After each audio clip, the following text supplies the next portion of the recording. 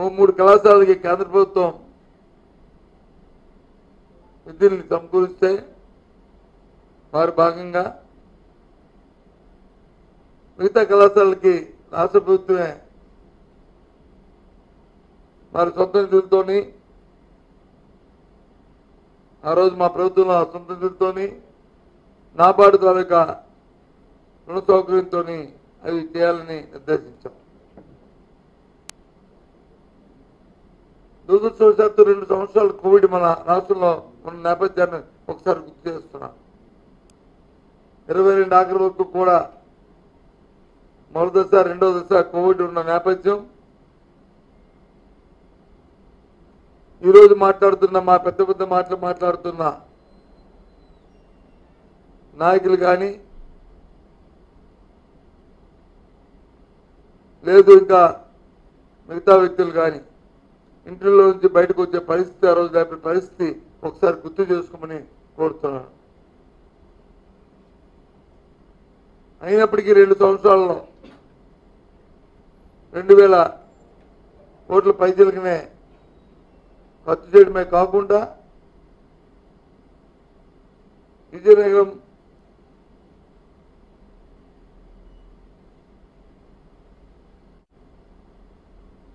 రాజమండ్రి ఏలూరు మచిలీపట్నం నంద్యాల జిల్లాల్లో కాలేజీల అడ్మిషన్స్ కూడా ప్రారంభించిన నేపథ్యం.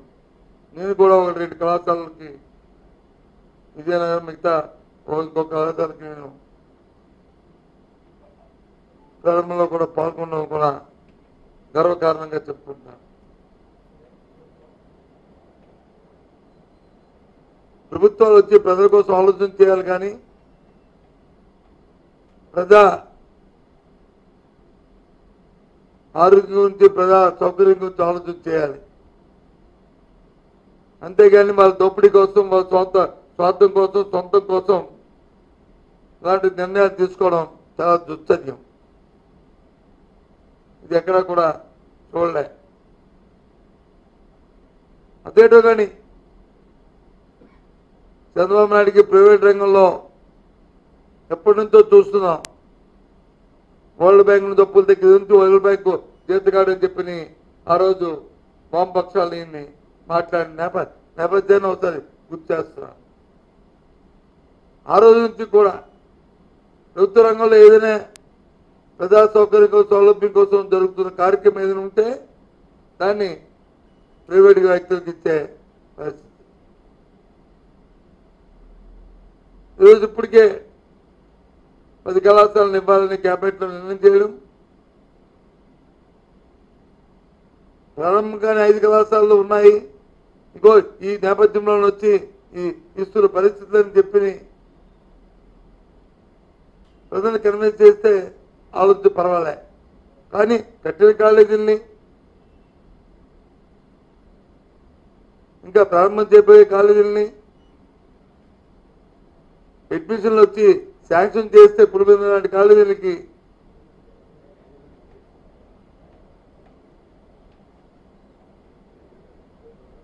మెడికల్ వ్యవస్థ చెప్పి ఇస్తే మా పొద్దు అని చెప్పని తిరస్కరించిన ప్రభుత్వాన్ని ఈ ప్రభుత్వాన్ని మనం ఈ కూటమి ప్రభుత్వాన్ని చూసాం.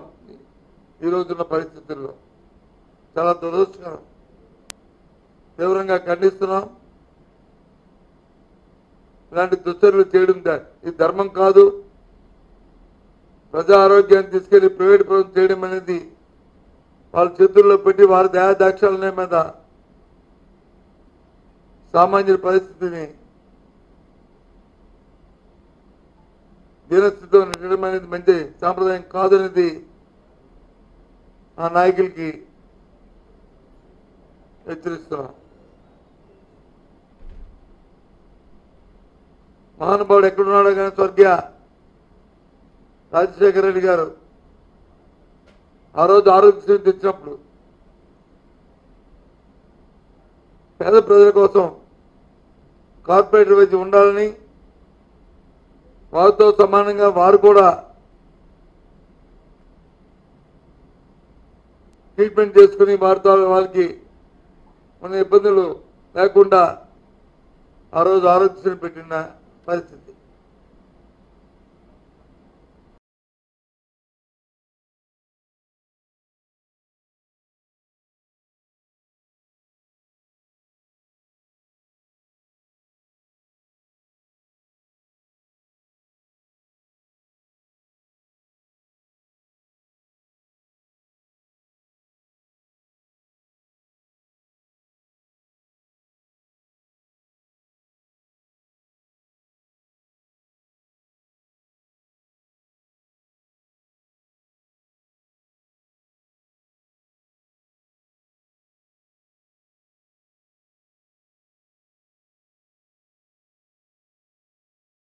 మనం ఈ కూటమి ప్రభుత్వాన్ని చూసాం. ఈ రోజున్న పరిస్థితుల్లో చాలా దురదృష్టకరం. తీవ్రంగా ఖండిస్తున్నాం. ఇలాంటి దుశ్చర్యలు చేయడం ఇది ధర్మం కాదు.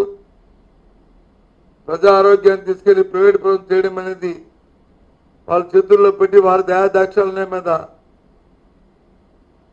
సామాన్యుల పరిస్థితిని దీనస్థితిలో నెట్టడం అనేది మంచి సాంప్రదాయం కాదనేది ఆ నాయకులకి హెచ్చరిస్తున్నాం. మహానుభావుడు ఎక్కడున్నాడో కానీ స్వర్గీయ రాజశేఖర రెడ్డి గారు ఆ రోజు ఆరోగ్యశ్రీ తెచ్చినప్పుడు పేద ప్రజల కోసం కార్పొరేటర్ వైద్యం ఉండాలని, వారితో సమానంగా వారు కూడా ట్రీట్మెంట్ చేసుకుని వారితో వాళ్ళకి మన ఇబ్బందులు లేకుండా ఆ రోజు ఆరోగ్యశ్రీ పెట్టిన పరిస్థితి. పెట్టిన మొదటి సంవత్సరంలో ఇన్సూరెన్స్ కంపెనీతో డైప్ అయిన పరిస్థితి కూడా మనకు తెలుసు. అప్పుడున్న నేపథ్యంలో సామాన్యులు ఇబ్బంది పడుతుంటే ఇన్సూరెన్స్ అప్పుడున్న కంపెనీలు అరకొరగా వారికి సౌకర్యాలు కల్పించడంలో అడ్డులు పెడుతుంటే కాదని చెప్పి ప్రభుత్వం ఒక ట్రస్ట్ ఏర్పాటు చేసి తద్వారా ఆ రోజు వచ్చేసిన నేపథ్యం.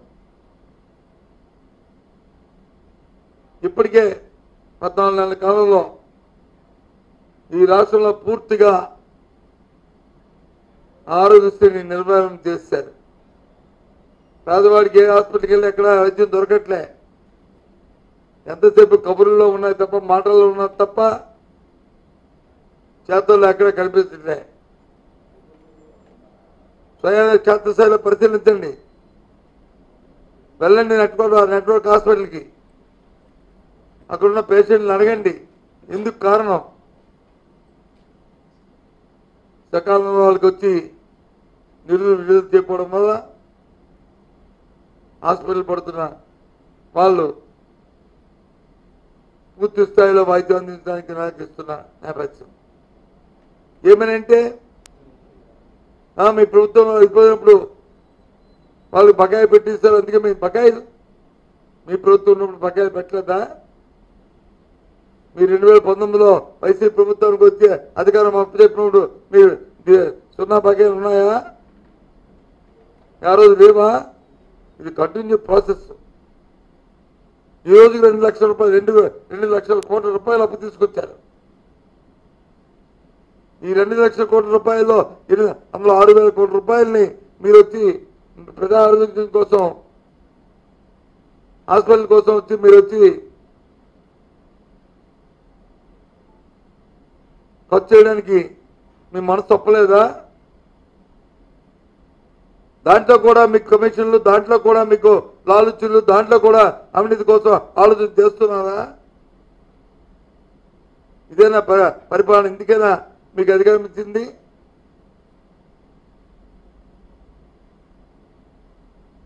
చాలా తప్పు. క్షమించడం నేరం ఇది, ఇటువంటి కార్యక్రమాన్ని చేస్తే.